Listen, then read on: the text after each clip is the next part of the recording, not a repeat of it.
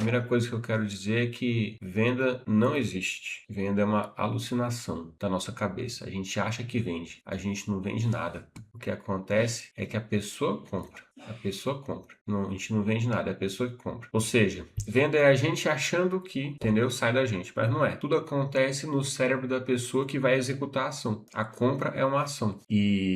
Portanto, não existe venda. Existe o seguinte, existe ajuda. Existe ajuda. Venda é um termo que ele é um termo polêmico, um termo complicado. Cada pessoa vai pensar uma coisa na venda. Venda vai ser pensado que eu estou empurrando uma coisa para alguém, algo contra a vontade da pessoa, contra o melhor interesse da pessoa. Venda pode ser visto como persuasão, manipulação. Então, venda não existe. Não existe isso. Por quê? Porque quem compra tem responsabilidade também. Então, eu comprei porque fulano me manipulou, me influenciou. Não, isso daí é tirar a sua responsabilidade. Então, a pessoa que compra, a compra é um processo responsável. Então, a pessoa que compra, ela se responsabiliza. Ela é responsável. Por quê? Responsável. Porque a compra é uma decisão. E aí, quando você é responsável pela sua decisão, agora tem um peso diferente. Então, nada de terceirizar a culpa. Foi o vendedor que me empurrou isso aqui. Não, você comprou. O vendedor, ele era uma parte. Ele era uma parte do ecossistema. Ele era uma parte da paisagem lá, do seu cenário de compra. Muita compra acontece sem ter vendedor nenhum. Você vai lá e compra. Você vai no mercado, tem alguém te vendendo lá no mercado? Alguém? Não, você vai, compra.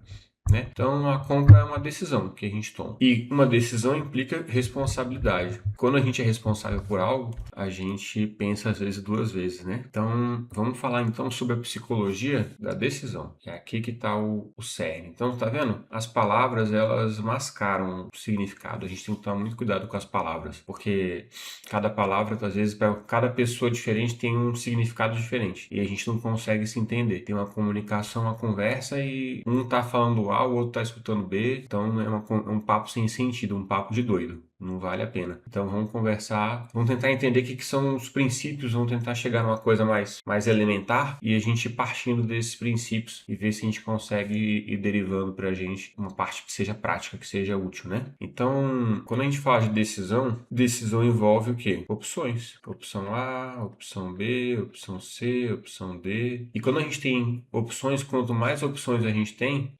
isso envolve o quê? Medo. Medo de quê? Medo de errar. Porque a gente pensa, geralmente, a gente é programado para pensar que só existe uma opção certa, ou que só existe uma melhor opção. Então, quando a gente, na vida, a gente se depara com várias opções, até no restaurante, quando você tem um cardápio com muitas opções, você trava. Às vezes você fala o seguinte, garçom, o que o pessoal mais costuma pedir aqui? Né? Então, você está tentando utilizar um atalho de decisão para reduzir o seu esforço cognitivo, ou seja, a força que você tem que ficar pensando, entendeu? A trabalheira mental para te facilitar a decisão. Por quê? Porque decidir dói. Então, olha só que interessante. Decidir dói. Se decidir dói, dói por quê? Porque a gente tem medo de errar. E se a gente erra, o que a gente tem?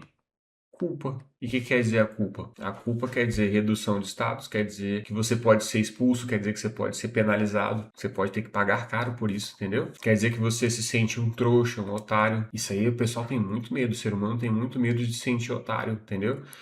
Olha o trânsito. Por que as pessoas são tranquilas às vezes na vida cotidiana e no trânsito a pessoa se transforma? Alguém vai e fecha a pessoa, passa na frente dela. E aí você sente o quê? Você sente um otário. É um ataque, olha só, é um ataque ao seu ego. E o que é o ego? O ego é uma história que você conta sobre você mesmo. Então é uma história. Então a gente tem uma tendência a querer proteger o ego. E aí, se você toma uma decisão errada, isso afeta o seu ego, que afeta a sua percepção de valor, de quem você é, afeta a sua autoestima. Olha que uma coisa muito mais profunda do que uma mera venda, entendeu?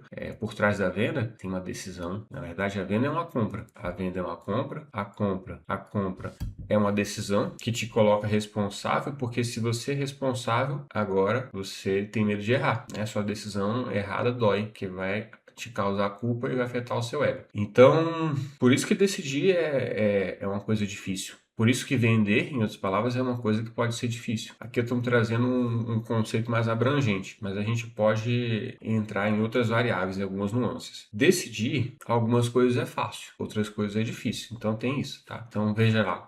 A dificuldade da decisão, ela é relativa. Então decidir é relativo. E vamos analisar quais são os elementos de relatividade da decisão. Então tem decisões que são corriqueiras, que você toma ela, são decisões de baixo impacto ou baixo custo.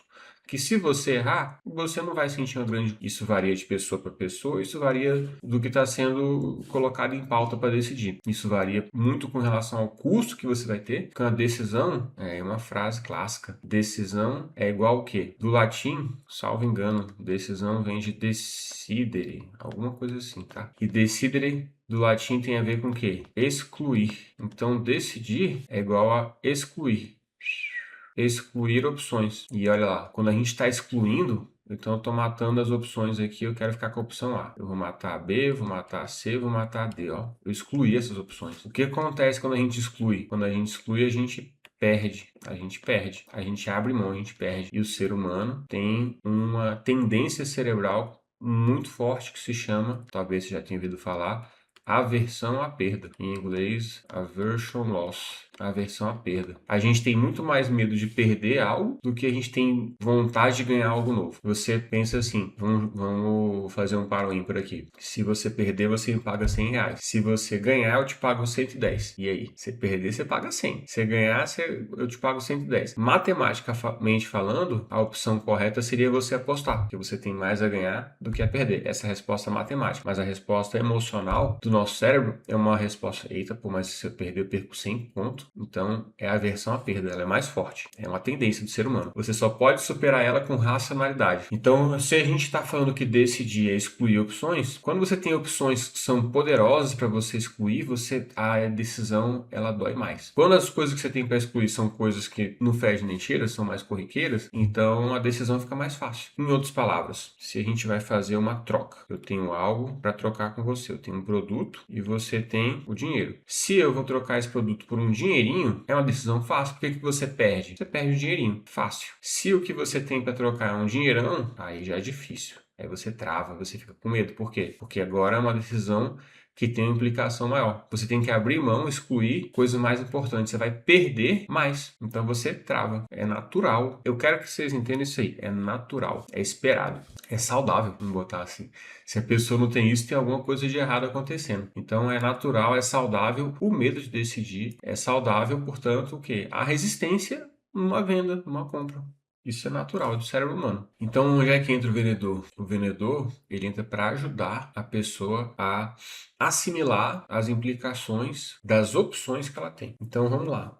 Um bom vendedor, ele vai te ajudar nessa parte da decisão. E aí? Tem a opção A, tem a opção B, tem a C, tem a D. O bom vendedor, ele vai te ajudar. O vendedor ruim, ele vai te manipular. Ele vai tentar te direcionar para um específico. O bom vendedor, não, ele vai te ajudar a analisar as opções, pesar os pós e os contras e tomar uma decisão. Sim, reduzindo o que? O seu medo. Um bom vendedor, ele vai reduzir o seu medo de errar. Ele vai reduzir a sua culpa. Então, ele vai reduzir a sua dor. Olha que legal. Então, isso é a venda, é uma ajuda, entendeu? Cara, será que eu faço isso? Será que eu faço aquilo? Vamos pensar junto, deixa eu te ajudar. O que que você ganha se esse negócio der bom? E o que que você perde se ele der ruim? Aí você vai. Então, veja, o processo é um processo de decisão em ação. O vendedor é a pessoa que se posiciona para ajudar nesse processo de decisão em ação, beleza? Fazendo mais sentido? Então não tem a ver com manipulação, não tem a ver com empurrar uma coisa que a pessoa não quer, tem a ver com ajudar. E aqui a gente precisa de algumas premissas. Uma premissa que precisa ser trabalhada o mais rápido possível é: você não tem obrigação de vender. O mundo de vendas, ele tem culturalmente, ele tem uma pegada muito competitiva. Ele é acirrado. Por quê? Porque tem muita competitividade. Porque você consegue ter uma renda variável. Você consegue gerar mais dinheiro por resultado direto do seu empenho, do seu trabalho. Então, o mundo de vendas é um mundo que ele é historicamente competitivo. Então, o pessoal bate sino, tem um entusiasmo muito, às vezes até exagerado, e é natural. Por quê? Porque é um mundo é tipo uma aposta, sabe? Você mexe com a dopamina. Porém, eu quero trazer uma outra pegada aqui para venda. Eu quero trazer uma pegada mais tranquila. Eu quero pegar uma pegada mais aqui, ó, desencanada. Não sei nem se essa palavra existe. Em outras palavras, desencana, relaxa. Isso aqui é muito importante. E não tente vender.